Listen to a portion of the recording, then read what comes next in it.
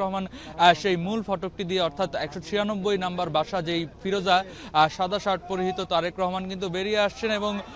গণমাধ্যমের উদ্দেশ্যে কিন্তু তিনি হাত নেড়ে অভিবাদন জানাচ্ছেন। যেহেতু এতক্ষণ ধরে গণমাধ্যম সহ তার নেতাকর্মীরা এই জায়গায় অবস্থান নিয়েছেন, তিনি কিছু একটা বলতে চাইছেন, নিশ্চয়ই আমাদেরকে ধন্যবাদ জানাচ্ছেন। এবং তারেক রহমানকে আমরা দেখতে পেলাম যে এইমাত্র তিনি কিন্তু উঠে যাচ্ছেন সেই লাল সবুজের বাসটিতে, যেই বাসটিতে করে তিনি গতকাল এয়ারপোর্ট থেকে সেই জনসভায় পৌঁছেছিলেন। আজকেও এই পুরো যাত্রাপথটি নিশ্চয়ই তিনি উপভোগ করতে চান, যার কারণেই একেবারে বাসের যে সামনের সিটটি রয়েছে চালকের পাশেই ঠিক সেই আসনেই তিনি বসছেন, যেন বাইরে থেকে তাকে খুব স্পষ্টভাবে দেখতে পারেন যারা রাস্তা অপেক্ষা করছেন তার জন্য। এরই মধ্যে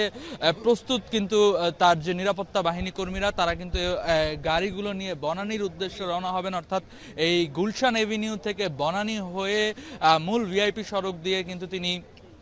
জিয়াউর রহমানের যে সমাধিসৌধ সেইখানে পৌঁছবেন। এরই মধ্যে আমরা দেখতে পাচ্ছি যে তারেক রহমান সহ তার যে যাত্রা সঙ্গী হবেন তারা কিন্তু এরই মধ্যে সেই বাসটিতে